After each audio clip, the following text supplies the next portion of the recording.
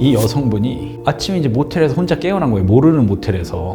근데 하의는 다 벗겨져 있고 위에만 입고 있었다는 거예요. 어제 회식한 건 생각나는데 내가 도대체 누구랑 먹었지부터 이제 기억이 이제 잘 안 나기 시작한 거죠. 핸드폰을 봤더니 남자친구로부터 엄청나게 많은 전화가 당연히 와 있겠죠. 그거는 이제 난리가 났겠죠 아마. 그리고 이제 정신을 차리고 어제 무슨 일이 있었는지 생각을 해본 거예요. 회사 동료한테도 전화를 해보고 나 어제 누구랑 갔나부터. 그리고 모텔 카운터에 가서 이제 CCTV를 본다고 했죠. 112 신고를 받고 출동을 하셨고 지구대에서 이 상황을 이제 보니까 자기가 우리 팀장님하고 같이 왔구나 이걸 이제 확인을 한 겁니다. 경찰이 사건화를 하시겠냐 접수를 하시겠냐 그랬더니 안 한다 그랬어요. 이분은 1심까지 징역 3년이 나와서 법정 구속이 돼 갖고 계셨고 전 이거는 좀 많이 억울하다 이렇게 생각하는 사건이 있는데요.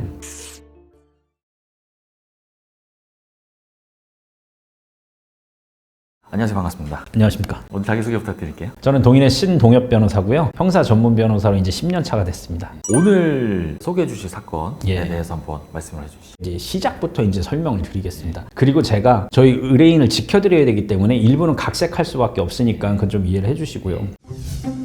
이분은 이제 30대 중반의 분이고 근데 이분이 이제 30대 중반이니까 뭐 작은 팀의 팀장일 거 아닙니까? 이 피해자라는 여성 이 여성은 이제 20대 초중반이에요. 사회생활 막 시작하는 사람. 그러니까 이제 회식을 했어요. 여러 명이서 이제 뭐 먹고 막 그러고 보통 이제 많이 취하죠. 회식 자리가 그렇게 되면. 그리고 이제 다 간다 해서 이쪽 저쪽 택시를 타고 가는데 아마 이 두 분이 비슷한 방향이었나 봐요. 택시는 잘 안 잡히고 왔다 갔다 하다가 술을 더 먹자 뭐 이렇게 알아보다가 또 이제 눈앞에 모텔이 보이는 거죠. 자연스럽죠. 자연스럽죠. 뭐 사실은 뭐 이거는 뭐 저희 연애할 때 다 뭐 자연스러운 그런 거 아닙니까 이게? 맞아요. 일반 연애 관계라면은. 맞아요. 그래서 이제 모텔에 이제 들어가게 돼요. 그게 다 CCTV도 있어요. 근데 그 들어가기 전에 새칭 뭐 앵긴다고 해야 되나? 그런 식으로 이렇게 포옹하고 막 그런 것도 있는데 조금 술에 취한 두 분 다 이제 멀쩡한 상태는 아닙니다. 그리고 이제 모텔에 이제 들어가요. 처음에는 어색하니까 얘기하고 뭐 하고 그러고 있다가 어느 정도 이제 스킨십이 있다가 전화가 오더라는 거예요. 자기 여자친구한테. 저는 처음엔 안 받았대요. 네. 그럼 뭐 옵니까? 페이스톡이잖아요. 영상통화가 오니까 이제 어쩔 수 없이 그때 늦은 시간이고 그러니까 눕히고 나온 겁니다. 거기 있던 시간이 한 40여 분 정도 돼요. 물론 무슨 일이 있으려면 있었던 시간이죠. 어쨌든 그분은 나와갖고 집으로 가는 차에서 여자친구한테 전화하면서 이제 본인은 집에 가요. 이 여성분이 아침에 깨어났는데 하의를 아무것도 안 입은 거죠. 낯선 모텔인 거고.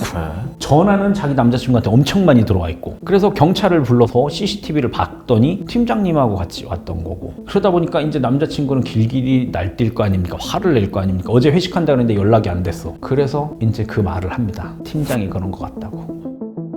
남자친구 입장에서는 당연히 이제 화가 나죠. 팀장한테 전화를 하는 거예요. 내가 결혼하기로 했던 사람인데 뭐 하냐고 장난하는 거냐고 팀장이 신임 여직원 데리고. 근데 안 했어도 팀장이 술 취한 아래 직원을 모텔에 데리고 갔다라는 것 자체로 사실은 사회에서 매장될 만한 그런 사안이 될 수 있잖아요. 그러니까 이분은 안 했는데도 죄인이 될 수밖에 없는 거예요. 그런 상황상. 그래가지고 엄청 이제 미안하다고 하고 너무 죄송하다고 하고 남친이라는 사람이 각서쓰라 그래요. 피해보상금 1억 쓰고 너 회사 관둬라. 그러니까 그때는 너무 이렇게 막 미안하고 막 그러니까 거기다 써요. 그리고 나서 1,000만 원인가 2,000만 원인가를 먼저 줘요. 이분도 이 일을 겪고 생각해보니까 억울한 거예요. 난 하지도 않았는데 내가 왜 이렇게 해야 되지? 제가 볼 때는 진짜 남친이라는 사람이 나쁜 사람이에요. 알고 보니까 이 사람이 유부남이야.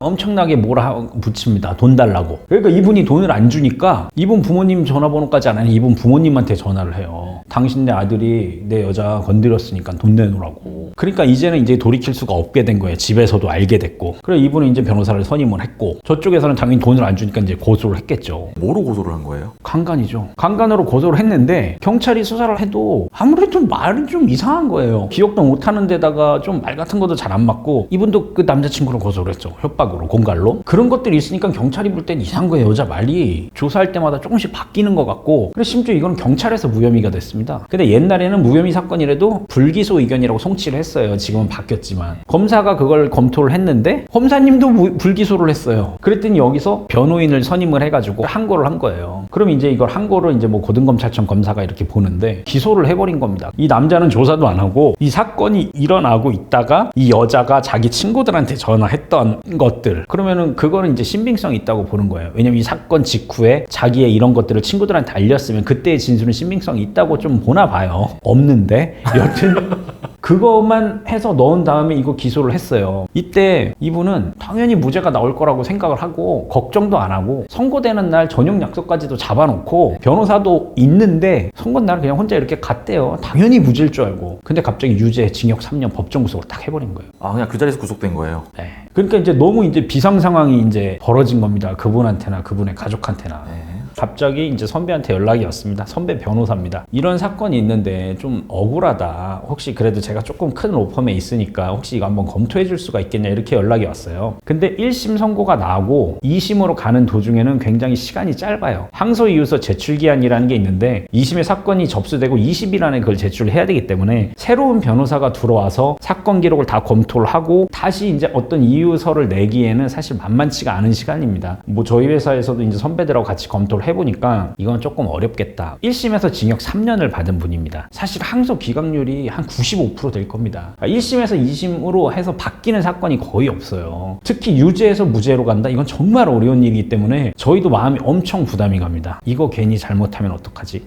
그래가지고 이거를 솔직히 말해서 처음에는 이게 조금 어렵겠습니다 하고 사양을 했더니 다시 이제 말씀을 간곡하게 주시더라고요. 한번 접견이라도 해봐라. 접견을 가서 그분을 만났더니 하는 말이 정말 억울하다는 거예요. 이게 구치소를 가면은 어떤 범죄를 저지른 사람끼리 동종의 분들끼리 사실은 모아놔요. 예를 들어 경제 초범방이 있고 향방이라고 마약하신 분들이 가는 방이 있고 또 뭐 강누방이라 그러나 강력 누범방이라고 사실 뭐 거의 뭐 조폭 뭐 이런 분들 있는 하여튼 그렇게 나눠지는데 이분은 이제 성방인 거예요. 성범죄 저지른 사람이 이제 갇혀 있는 데를 갔는데 구속될 정도면 그 정도가 다 심했을 거 아닙니까? 의뢰인이 저한테 말씀하시는 게 변호사님 이 방에 있는 모든 사람들을 억울하다고 하는데 자기는 합의하에 했다고 합니다. 근데 저는 아예 그 자체를 하지를 않았다는 거예요. 제가 합의하에 했다는 것도 아니고 저는 안 했다. 바지도 안 벗었다. 그리고 말을 들으니까 너무 이게 진실된 거예요. 그리고 가족들하고도 얘기했더니 이렇게 억울하게는 내 아들이 평생 살 수가 없다. 우린 합의도 필요 없다. 합의를 하고 인정하고 집행유예로 나오는 거는 자기는 필요가 없다는 거예요. 아들도 그런 걸 원하지 않는다. 이거 무조건 무죄로 해달라고. 그래서 이제 저희는 열심히 해봐야 되겠다 하고 이제 사건을 이제 시작을 하게 됐습니다. 1심 선고는 어떤 식으로 나와서 이분이 유죄가 인정돼서 구속이 된 거예요? 피해자의 진술이 중요 부분에서 일관성이 있고 전 이게 너무 황당하더라고요. 남자친구가 있는 20대 중반의 피해자 입장에서 팀장과 성관계를 할 이유가 없다. 너무 뭐라 그럴까 약간 편협한 생각 아닙니까? 사실은 뭐 남성 여성을 떠나서 나이차가 굉장히 많거나 여러 형태의 불륜이 존재하는데 그거로 해서 성관계를 할 이유가 없다라고 단정을 그렇게 해버리시는지 제가 잘은 모르지만 그래도 그 형사법에 그런 거 있잖아요. 의심스러울 때는 피고인의 이익으로 뭐 그런 비슷한 거 있지 않나요? 그게 있죠. 그런 게 분명히 있는데 무죄 추정의 원칙 뭐 이런 거 있잖아요. 사실은 솔직히 성범죄에서는 기본적으로는 유죄 추정이 되지 않나. 여성 입장에서는 억울해도 증거가 없을 수 있어요. 그런 입장도 분명히 고려를 해야 되고 또 성범죄의 피해자로서 여성이 나가서 어떤 고소를 하고 법정에 나오고 이런 거 하는 자체도 굉장히 힘든 일이기 때문에 여성이 무고를 괜히 할 이유가 없다라고 보는 기본적인 생각들은 뭐 수사관, 검사, 판사가 조금씩은 가지고 계신 것 같고 가끔은 이런 생각도 들어요. 경찰이 수사하다가 솔직히 모르잖아요. 인간 거짓말 탐지기는 아니잖아요. 그렇죠. 이분도 일관성 있게 말해. 왜? 피해자는 피해자 변호사를 나라에서 국선으로 붙여줘요. 이 가해자라는 사람도 일관성 있게 말을 해. 왜? 저 같은 사람이 도와드릴 거 아닙니까? 억울하다고 하시니까 둘 다 일관성 있게 말은 하는 거예요. 이제 그럼 판단을 해야 되는데 솔직히 제가 경찰 친구들 뭐 만나보고 뭐 듣고 막 그러면은 검사님이 잘 보시겠지. 그렇게도 생각을 한다는 거예요. 그냥 내가 판단이 안 설 때는 패스를 할 수 있다는 거죠. 그렇죠. 일단 그냥 이거 인정된다. 왜냐하면 이게 안 된다고 하면 여성단체란 것도 있고 뭐 여러 가지 그런 문제가 벌어질 것도 있고 민원도 있고 왜냐면 피해당한 분은 사실은 더 억울할 수 있어요. 자기가 피해가 당했는데 이렇게 되니까. 여튼 그래서 일단 검찰에 넘기는 거예요. 애매해도. 제가 볼 땐 검사도 그런 생각하는 사람들이 꽤 있지 않나. 판사님이 억울하면 판사님이 잘 봐주시겠지. 이분이 1심에서 유죄를 받고 징역을 가셨잖아요. 사건 직후 이 남자분이 실수하셨던 부분이 혹시 있나요? 있죠. 도의적 잘못이라 그러잖아요. 연예인이든 정치인이든 자기 혐의는 인정 안 하면서 도의적으로 사과한다 막 이런 말들을 많이 하는데 이 의뢰인도 그랬잖아요. 여자는 미안하다고 하고 왜냐면 갔던 거는 사실이니까 그 남자친구한테도 미안하다고 하고 각서까지 써주고 그러니까 그런 것들이 1심 판결문에 다 적힌 거예요. 그런 거를 안 했다면은 그렇게 미안하다고 할 이유가 없고 각서를 써줄 이유가 없고 그런 부분들이 실수였습니다. 그런 그런 걸 또 함부로 써주면 안 되네요. 자기가 정말 결백하다고 생각한다면. 맞습니다. 그러니까 그런 판단을 빨리 현명하게 해야죠. 그렇게 해서 1심에서 이제 3년의 징역을 받았고 얼마나 복역하다가 이제 변호사님 만난 거예요? 얼마 안 하셨었죠? 왜냐면 아까 말씀드린 것처럼 기간이 짧잖아요. 그러니까 한 2, 3주? 근데 그게 굉장히 긴 시간이에요. 왜냐면은 내가 뭐 빵을 가야 되겠다. 마음 먹고 가는 게 아니고 내일 출근해야 되는데 갑자기 들어가신 거잖아요. 그러니까 이제 그 2, 3주라는 시간이 지옥 같았을 거예요. 아직 신변 정리를 못한 상태였을 거 아니에요? 완전히 못했다. 아니 네. 그날 저녁 약속이 있었다니까요. 그냥 갑자기 이 사회에서 잠수를 타게 돼버린 거잖아요. 그렇죠. 그럼 이제 회사에도 말을 해야 되고 부모, 친구, 친척, 여자친구부터 이제 난리가 나는 거죠 이제. 하여튼 그렇게 2, 3주 정도 지나서 이제 저를 만났고 사건 기록을 쭉 검토하고 그분 접견해서 얘기를 듣고 그러다 보니까 이 유전자가 없단 말입니다. 그러니까 저는 그게 의아한 거예요. 왜냐면 처음에 CCTV를 본다고 경찰을 불렀습니다. 근데 거기서 사건화를 진행 안 한다고 했어요. 거기서 사건화를 진행한다고 하면 이게 그 성범죄를 당한 여성분들이 이런 게 힘들기 때문에 원스톱으로 처리가 되는 게 있어요. 여성 경찰관이 대동을 해서 거기서 어떤 유전자 채취도 다 하고 거기서 여성 경찰관한테 이제 피해 진술도 다 하고 한 번에 그냥 끝내버리는 거예요. 왜냐면 뭐 너 속옷 갖고 와라 뭐 해라 검사 받아라 이러면 힘들잖아요. 그날 그렇게 끝내버리게 다 이게 우리나라에 잘 돼 있는데 유전자 그게 없어요. 그러니까 안 갔다는 거잖아요. 아, 안 가서 없는 거네요. 안 가서 없는 거예요. 그것도 경찰의 CCTV만 현장 종결로 파출소 경찰관님은 가셨습니다. 그리고 그 여자의 조서를 보다 보니까 그 여성의 소린가 하여튼 어떤 여성 시민단체 이런 성폭력 상담소 같은 데가 그분이 전화하셨던 게 있더라고요. 근데 그런데도 매뉴얼이 있잖아요. 이런 여성 성폭행이고 직후고 그러면 증거 수집이 중요하기 때문에 분명히 유전자나 이런 거에 대해서 말씀을 해주셨을 거라고 전문 상담사님이 꼭 가서 유전자 채취를 해라 이런 해라 말을. 어떻게 하고 그래 저는 이게 안 했으니까 왜 안 했을까 궁금해서 그 전화번호 나온 대로 저희가 사실조회를 신청을 해서 이분 통화 내역을 법원을 통해서 이제 받고 싶다 딱 들어봤더니 여성의 목소리가 아주 평온하고 따지는 듯한 말투예요. 저 성폭행 당한 것 같은데요. 저 이거 유전자 검사 한번 해보고 싶은데 그거 할 수 있어요? 그랬더니 그러면 사건 접수를 하고 뭘 해서 경찰에서 그렇게 하면 된다. 그렇게 이제 안내를 매뉴얼대로 해주시니까 아니 사건 접수하지 않고는 유전자 검사 할 수 없어요? 이런 식으로 얘기를 하시는 거예요. 약간 따지듯이. 상담사님이 그럴 순 없다. 그랬더니 알았어요. 그리고 끊어버립니다. 어떻게 보면은 이거 환불 안 해줘요? 이러는 말투로. 네, 전화입니다. 제가 성폭행을 당한 것 같아가지고 증거 채취를 하려고 그러는데 어떤 그 개인 병원에서는 그게 안 된다고 그러더라고요. 네, 지금 언제 그런 일이 있었어요? 오늘 새벽에요. 뭐 아는 사람한테? 네네. 그 지금 지역은 어디신가요? 뭐야?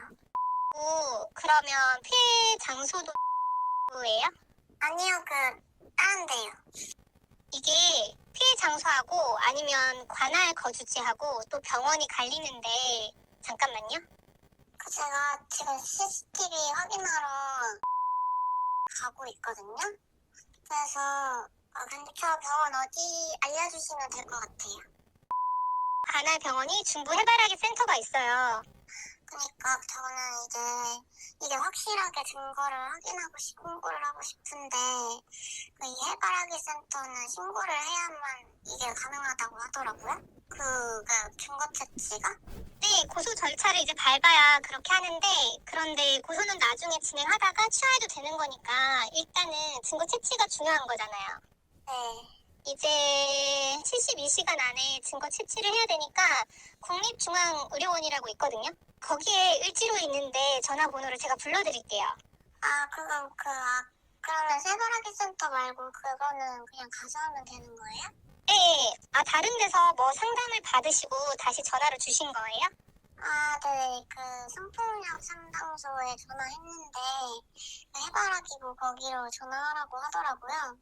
그래가지고 전화했는데 이게 뭐 증거를 채취하려고 하려면은 이게 고소를 먼저 한 상태에서 저희가 지원이 가능하다고 하더라고요. 그래가지고 저기 병원 안에 간호사하고 경찰들 상담원들 다 있으니까 일단은 방문하셔서 증거 채취부터 요구를 하시고요. 전화번호를 제가 불러드릴게요. 그러니까 제가 봤을 때는 그분이 했는지 아닌지 자체를 모르셨던 것 같아요. 본인도 기억이 안 나는 거죠. 그냥 어떻게 필름 끊긴다 그러잖아요. 블랙아웃. 그러니까 했는지 안 했는지 본인 기억을 못하기 때문에 괜히 그걸 했다가 안 한 걸로 나오면 괜히 잘못될 수 있잖아요. 그러니까 안 한 것 같은 거예요. 그리고 이제 그거를 엄청난 이게 증거가 2심에서 새로 확보된 거 아닙니까? 그걸 증거 조사를 하면서 법정에 그 평온하고도 따지고 내가 그걸 안 하겠다라고 하는 말투가 딱 울려 퍼지니까 아, 그걸 틀어요 법정에서. 증거 조사라고 해서 트는데 그 대신 그거는 비공개 재판을 합니다. 방청객들은 이제 없이. 이 판사님들 세 분이 이제 표정이 뭔가 약간 의미심장한 것 같은 거예요. 왜냐면 사실 2심에서는 바뀌는 사건이 없기 때문에 거의 없기 때문에 판사님들이 크게 막 관심을 안 가지시는 것 같은 느낌을 많이 갖는데 보통은 범죄자들이 자기 억울하다고 하는 2심 재판이 많죠. 다 억울하다고 하죠.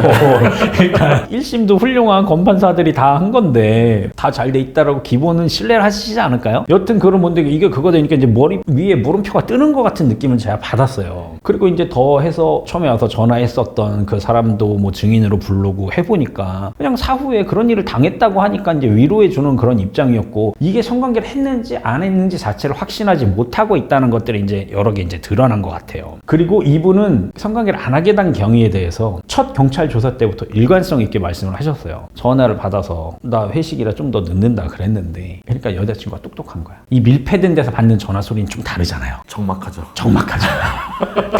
그 어떤 모텔이라든가 룸이라든가 들어가 있으면 아는 사람들은 알아. 딱 전화하는 게 멀리서 나오는 노랫소리가 들린다든가 막 하여튼 그래서 이제 그분은 그걸 일관성에 처음부터 얘기를 했고 화상 전화까지 와버리니까 아 이건 더 이상은 하면 큰일 나겠다 하고 이제 나와버린 거예요. 튀어야겠다. 예.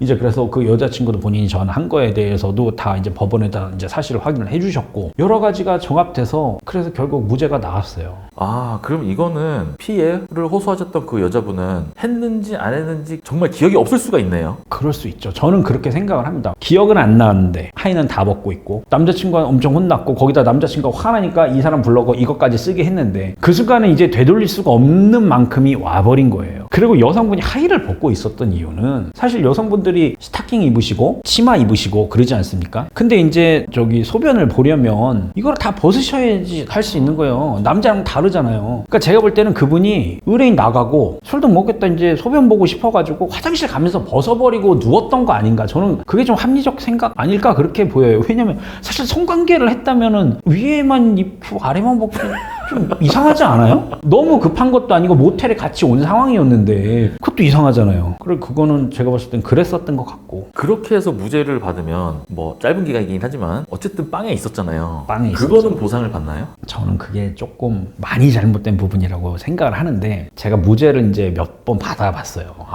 훌륭한 변호사입니다. 하여튼 무죄를 그게 법에 그렇게 돼 있어요. 그게 그 해에 최저임금의 5배까지 줄 수 있는 거예요. 그러면은 지금 최저임금 10,000원, 11,000원 그 정도 하죠. 그날 8시간 해가지고 55,000원에서 44만원인 거예요. 100일 있었다. 4,400만 원 되는 거예요, 그러면. 그리고 한 심급의 구속기간이 6개월이기 때문에 보통 5개월, 150일 있었다라고 하면은 보통 나오는 게 한 5, 6천만 원밖에 안 되는데 그분들이 쓴 변호사비도 안 돼요. 변호사비를 훨씬 많이 쓰셨겠죠. 1심하고 2심하고 검사는 2심에서 무죄가 나면 무조건 상고를 합니다. 그럼 그분도 3심까지 변호사비가 또 들고 스트레스를 받고 6개월 빵 갔는데 겨우 5, 6천만 원 준다? 그건 잘못된 거예요. 너무 낮습니다. 아, 그럼 이분도 2심에서 무죄가 떴지만 어쨌든 3심까지 또 간 거예요? 3심까지 갔죠. 아... 심지어 이제 이 여성 쉽지 않구나 진짜. 어려워요. 네.